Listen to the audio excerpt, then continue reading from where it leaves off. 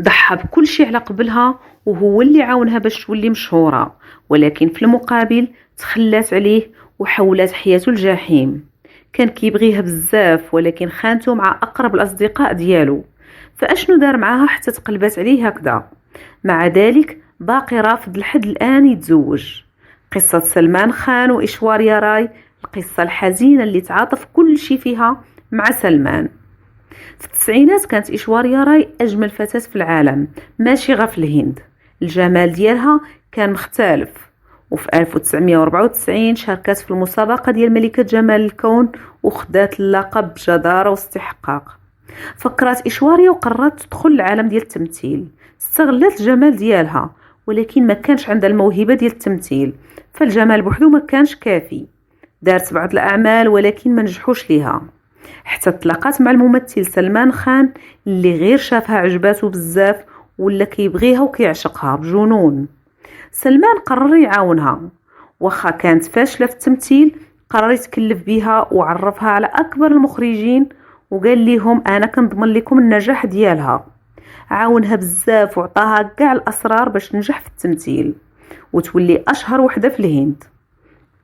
وبالفعل في مدة قصيرة إشواريا ولات نجمة شباك التذاكر الأولى، وكل شي ولا باغي يمثل معاها والعروض ولاو كيجيوها بلا قياس. أما سلمان فالفرحة ديالو ما كتوصفش بالنجاح ديال إشواريا. عرض عليها الزواج. إشواريا قالت لسلمان أنا حتى أنا كنبغيك ولكن من زوجوش دابا. سلمان كان أسعد إنسان في العالم، الحلم ديالو غيتحقق. اللي ما كانش عارف هو هاد السيدة هي اللي غتدمر ليه حياته من بعد ما شرطات عليه ما يتزوجوش ديك الساعة. ولكن بدا كيلاحظ أنها ما بقاتش كتهتم به كيف ما كانت. سلمان بدا كيلاحظ أنها ما كتهتمش به كيف ما كيهتم بها هو، وداك الحب اللي بيناتهم بدا كينقص بالنسبة ليها. هادشي خلاه ولا كيغير عليها بواحد الطريقة جنونية، ولا كيشك فيها باللي كتخونو، وخصوصا مع الفنان أبهيشيك والممثل الأسطوري أميتاب باتشان. وبسبب هاد الغيرة والشك اللي بداو كيتحولوا لمرض، ولا كيتعامل معاها بعنف لدرجة واحد المرة ضربها وتعدى عليها. ومن بعد هاد الحادث إشواريا غتاخد القرار ديالها وقالت باللي ما غتزوجش بسلمان وغتفارق معاه. قالت باللي انا درت داكشي اللي غدير اي سيدة محترمة وتفارقات معاه، وقالت باللي العلاقة ديالهم كانت مسمومة. اما سلمان فما صدقش ملي عرف باللي إشواريا تخلات عليه، زاد تعصب ولا عنيف اكثر. مشى عندها حتى للدار وبقى كيدق عليها. إشواريا ما بغاتش تحل عليه الباب وبقى كيدق حتى يديه تجرحو، ومع ذلك إشواريا ما بقاش فيها وما حلاتش عليه بسبب الضرب اللي ضربها. ما بقاش كتجاوبو حتى في التليفون اللي ما كيحبش بالمكالمات ديالو. من بعد سلمان مشى لعندها فين كتصور واحد الفيلم وبدا كيتخاصم معاها وبغى يضربها تما عاوتاني قدام الناس اللي كيصوروا معاها. لحسن الحظ كانت كتصور مع شاروخان اللي حماها وما خلاش يقرب ليها او لا يضربها. هنا سلمان عرف باللي إشواريا ولات كتكرهه وما عمرها ما غترجع ليه، ولكن ما بغاش يصدق. من تما مشى لواحد البار وبقى كيشرب باش ينسى، ولكن الحياة ديالو كانت غتمشي بسبب الشراب.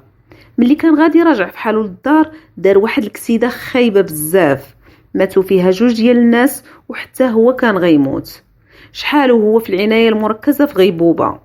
البوليس ملي فاق عرفوا باللي سلمان هو اللي فيه لافوت، حقاش كان صايق وهو سكران.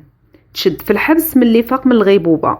دار بزاف المحاميين اللي دافعوا عليه وجابوا ليه التخفيف وخرج من الحبس، ولكن عطى غرامة كبيرة بزاف. هاد الحادثة هي اللي نقداته من داكشي اللي كان غادي فيه، فقرر يبدل حياته ويركز على خدمته، مع انه ما قادرش ينسى إشواريا، ولكن لها راسو في الخدمة. ولا اشهر واحد، زادت الشهرة ديالو كبرات بزاف في الهند، والثروة ديالو وصلت لأكثر من 300 مليون دولار أمريكي. ومع ذلك ما عمره ما بقى فكر في الزواج لحد الآن.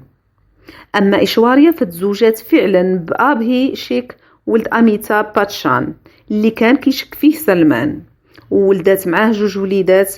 ومع ذلك ملي سمع هاد الزوجات بارك ليها الزواج ديالها وقال في واحد البرنامج أنا نبغي نشوفها سعيدة. العبرة من القصة بعض المرات من الأحسن تكون وحيد على أنك تكون مع الشخص الخطأ، وفي حالة بغينا شي حد نخدموا العقل في العلاقة ديالنا كتر ما نخدموا القلب والمشاعر، ونتشاوروا مع ناس اللي كيبغيونا فعلا ويقدموا لينا النصيحة اللي غتفيدنا في حياتنا، ماشي اللي كيغيروا منا أو كيحسدونا. نتمنى تكون عجبتكم القصة ديال اليوم. ما تنساوش تشاركوا في القناة وتدعموني بلايك وتخليوا لي تعليق إلى عجبكم المحتوى طبعا، وشكرا وإلى فيديو آخر بإذن الله.